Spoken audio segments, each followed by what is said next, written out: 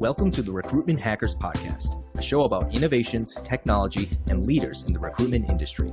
Brought to you by Talkpush, the leading recruitment automation platform.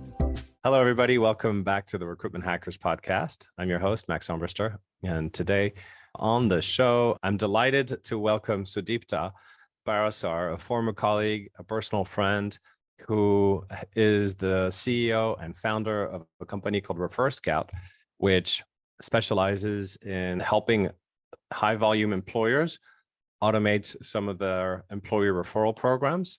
So we'll be talking about employee referral programs, not the mom and pop kind of approach where you just post a bulletin up on your corridor and you say, get $1,000 if you participate, but something more at the organizational level. How can you activate 10, 20, 30, 40% of your employees to become active recruiters for your company? What are the tools and what are the best practices in order to achieve that kind of result? And Sudeepta is obviously an expert on the topic, and we're looking forward to get some actionable insights there. Sud, welcome to the show. Thanks, Max. Great to be here. Great to have you. So before we get started on this hot topic, tell our audience a little bit about yourself. Who are you and how did you end up in this niche? Did you grow up dreaming to be an employee referral expert?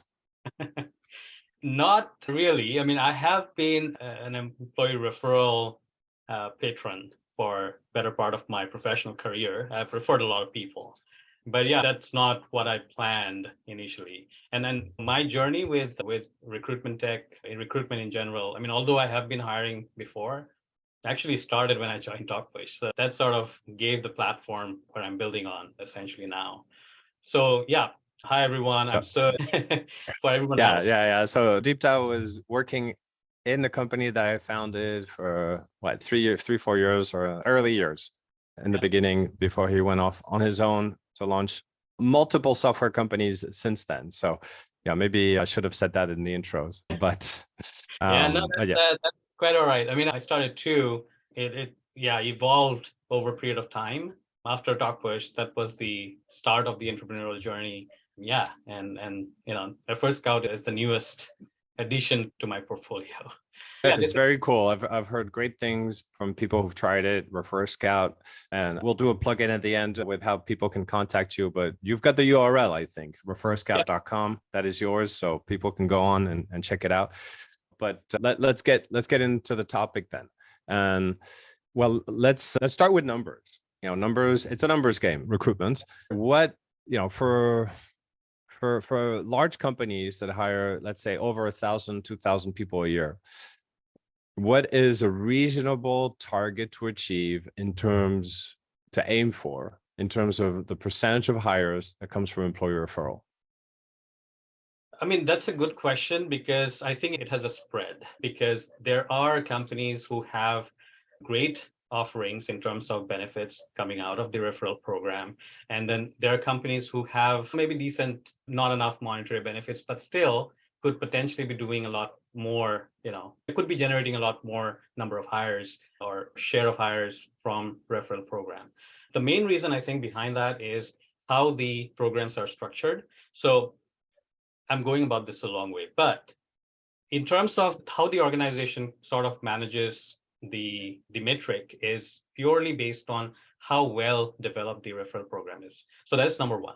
Number two is it could also mean what kind of infrastructure they have, right? Because a lot of times you notice there are Google spreadsheets and Excel files and emails coming in. It's very hard to manage. And then the referral submissions fall through the cracks and then people don't get contacted. And ultimately it affects the metrics, right? So having the right infrastructure, having the right benefits, having the right program in place where people are socializing about it, people are talking about it, and people are kind of always motivating the employees to participate more. Mm-hmm. Those are the key to getting the right output. But in terms of the targets, we have seen companies who are doing probably 10, 15% in terms of the participation rate to 30 to 40% in terms of the participation rate. In terms of the share of hires, that could go from 5% to 30 to 40% even on the hire side. Right. So as I said, right, there's a spread and mainly it is contributed by a variety of factors. So, and I believe you're biased in answering the next question I have for you. But with a disclaimer being said, I'm going to ask it to you anyway. What do you think that there is potentially some downside to maximizing the number of referrals? Like, if you play the devil's advocate, I know you're encouraging employee referral, and I think our audience would know what are the benefits of hiring somebody through that program on retention, on building company culture, and other things. But let's talk, just take the opposite side, the devil's advocate. Are there some potential negatives to just kind of cranking it up to the max on employee referral? yeah, there is. I mean, if it goes unchecked, that is obviously. Now, there could be a potential that you are going to fill up the community, the employees, right? The hires that you're doing in the sort of the exact replica of people who may not be the right fit within the organization in the long term, so to speak, right? Or could be like there is an increase in terms of a certain demographic of talent, which you are sort of inculcating into the organization because you are trying to hire primarily from referrals, right? So yeah, those are potential pitfalls. I mean, obviously, you probably need some check in there with factors or controls such as DEI initiatives and other skill-based assessments and stuff like that. So and you mentioned on the DNI, I get it, but you mentioned also like maybe you could be dialing up the wrong type of hires. So what's a countermeasure there? Like, can you illustrate that a little bit for me? Are we talking about, I don't know, like slackers and surfer dudes who are like, yeah, you should come and work here because it's totally chill. We don't have to sweat too hard here. So come on over. And they bring in all their slacker friends. Is that the kind of path? Could be. I mean, that could be a narrative, obviously, but it's more so around how good your assessment process is, right? Ultimately, the entry could be two ways, right? So one is, you are basically just opening up the floodgates and then letting in all the referrals come in, and then you have a larger talent pool now of referral candidates. And essentially, if you are just measuring one versus the other, you'd potentially be looking at not the greatest of the greatest, not necessarily, but good within the worst, right? So could be that angle. So everything ultimately boils down to how good the assessment process is. That is what is going to filter out the unwanted or the. I have to be careful, like how I position it, because it's not just that the candidate may not be good in terms of the skill set. It is probably also be a factor of culture fit.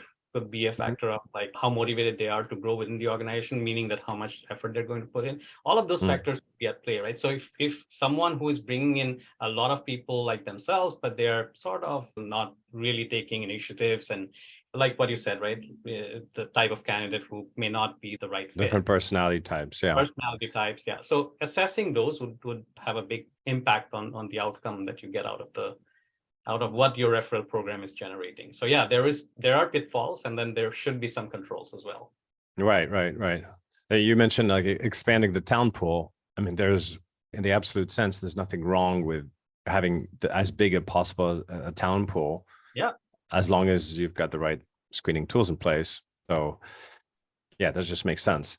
So what are some of the challenges that you see in implementing an employee referral program in a large scale organization, and how does technology help?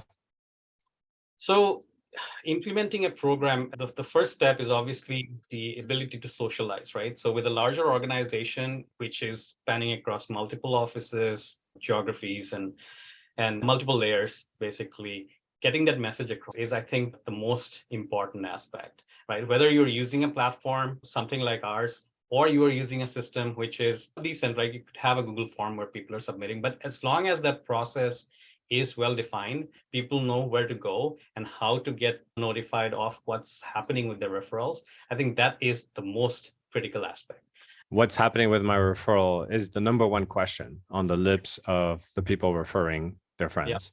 Yeah. And you said a lot of organizations just use a Google form or an Excel sheet to manage that. How does that break? How does that work? How does that work or not work? Yeah, it sounds like it's pretty manual. There are manual processes, right? I mean, so there are manual, there are probably suboptimal, and then there are more optimized mechanisms in place. The example that I gave you, obviously, the organizations of different sizes would probably have these things implemented in a different manner. Some may have their tools, internal tools built internally, obviously, and some may not have gone that route, but had some sort of mechanism which is put together, but it still works, right? So having someone go ahead and fill out a Google form, obviously you don't get the feedback immediately, right? Unless there are some automations put in place where every time someone goes through the screening process and gets hired, there's a notification that goes out. There are examples of those I suppose you could integrate your Google Sheet with your HRIS, and it would tell you every time a candidate moves. But we're talking about, it's pretty complex integration at that point, and not every ATS would support that, right? Yeah, and the volume as well, right? I mean, let's say you are doing part of that manually, like extracting all of that periodically, let's say once a week, and then you're on the Google Sheets, and that starts sending out the notifications and stuff like that. But yeah, if you're talking about volume hiring, that's like a lot of work. So yeah, I mean, yes, but let's say stage one, like the most basic way to do it is Google Sheet, and then once a week update the Google Sheet with who gets hired, and automatically set up a sequence for everybody if there's movement on one of their referrers. I think I would probably categorize organizations in 3 or 4 levels. So the first would be, there are modes of entry, right? There are email accounts which are dedicated, like referrals@company.com or something like that, right? And then there are Google Sheets or Google Form where people are submitting those. And then there are semi-automated mechanisms in place. And then there are internal tools, and then there are ATSs and other tools like ours, where it's a fully managed sort of referral program within that application itself. So the first type, or the initial model that I mentioned, I think the focus there is to get the referrals, right? There are points of entry, so people would be able to go ahead and submit, and whatever queries or status updates they're looking for, they get it manually, right? So with the recruitment team, they would reach out, hey, this is my candidate, what happened? And then they would tell them, right? And then obviously, if someone gets hired, at that point, the notification would be either manually or with some automation be sent out. The systems that are semi-automated or built internally are very unique to each organization, and typically are good for recruitment processes, which are sort of standard.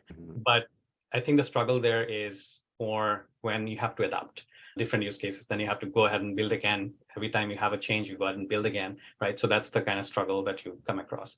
And then you have the other types of solutions, which is either ATS built or ATS as a module for referrals, or something which is like ours, where you are specifically using a product which is built for referrals. In those two cases, I think the focus is more on input as well as on the output. When I say output, it's the engagement of the employees, the availability of information, things like that, right? Now, one difference here in terms of what kind of struggles you'd come across is configuring it the right way, right? So if you are not putting up the right mechanisms or the right structures in place, like let's say there is a reward or a bonus for participating in the referral program, if you're not configuring the right way, then those tools may not necessarily yield the right result. So I think those are the struggles in each level. But yeah, I mean, you could do it with a simple system. You could do it with a well-structured system, but ultimately you need to have the structure, the program well-defined, and the mechanism to be able to go ahead and keep updating in the right way. It sounds like it would be a full-time job for somebody in a large company just to manage that channel. You'd have somebody in charge of social media. You'd have somebody just in charge of that program. Yeah. Is that how it works?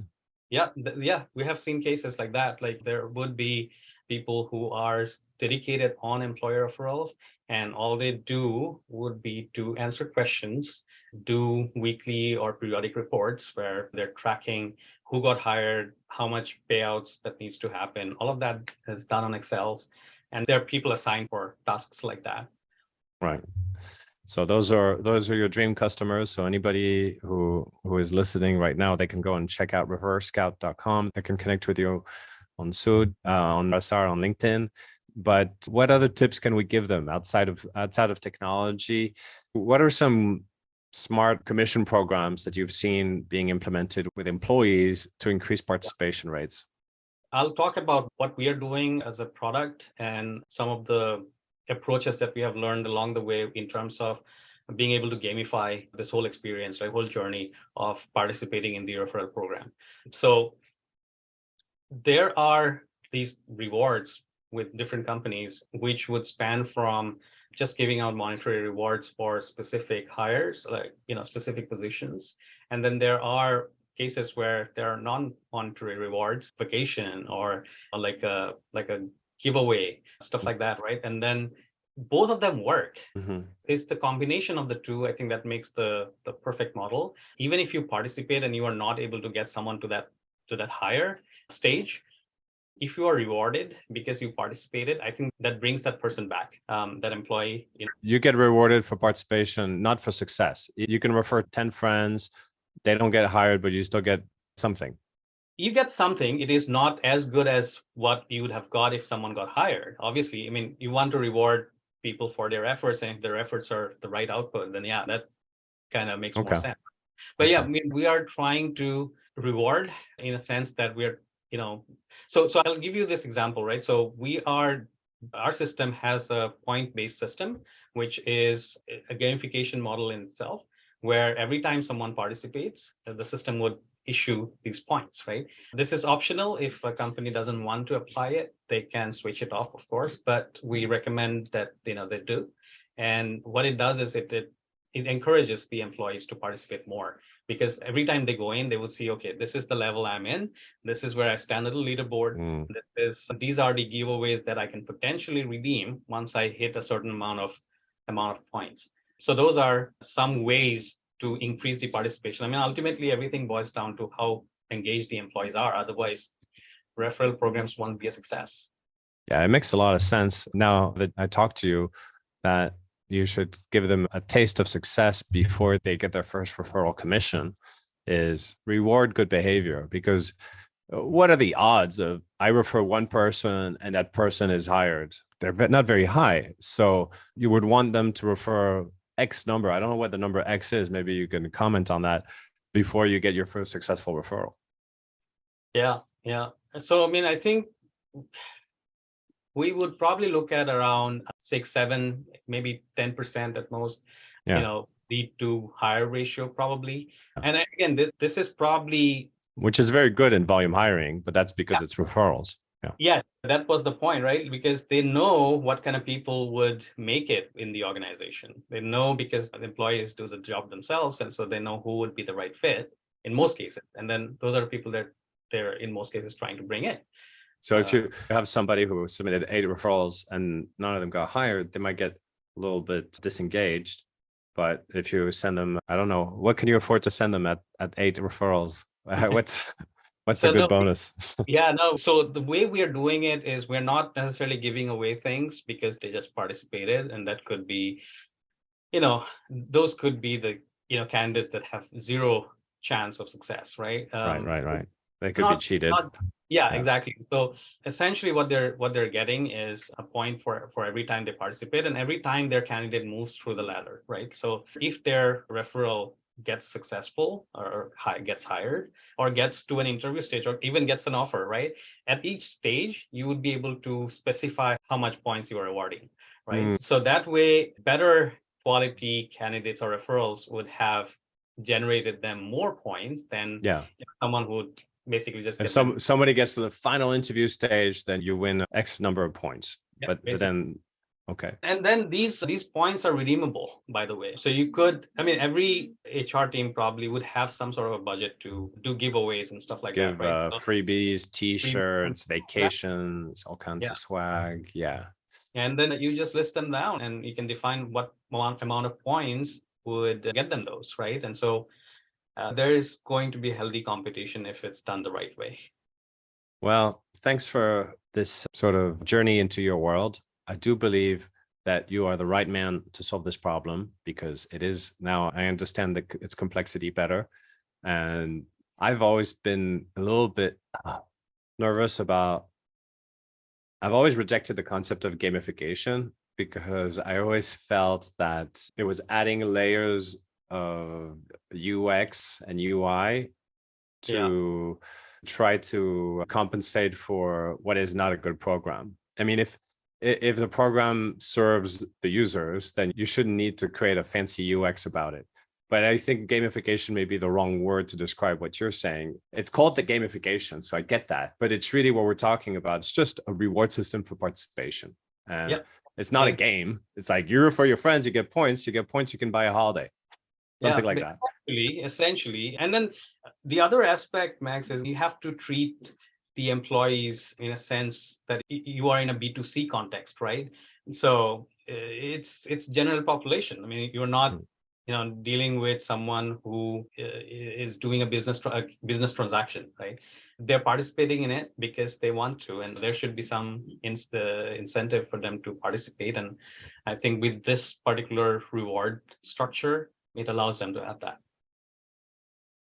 Brilliant. We'll end the employer referral section on this positive note, and then we'll go to a dark place for my final question, which is tell the audience about a hiring mistake that you made so that we can learn from it and avoid making a hiring mistake ourselves. Is there something that comes to mind?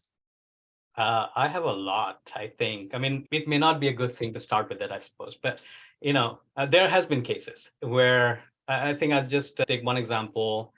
In the job that I was previous to Talkpush, we hired someone, great credentials, but I mean, the environment that we used to work with was very, very dynamic. We were handling a fairly large account, I think about $1 million plus size. And I was hiring an account manager for that particular account. And great credentials, certifications, everything that we usually expect from someone who's joining in that particular position.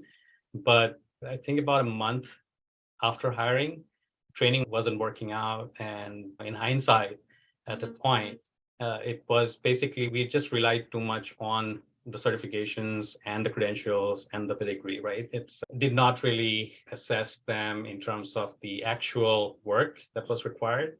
So I think that was a fail.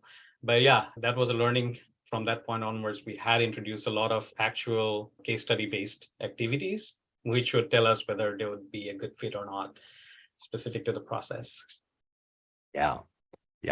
Buyer beware. If somebody's resume looks too good, interview them twice as hard. They'll skip the whole assessment because you could make a very expensive mistake. Okay, thanks, Sud.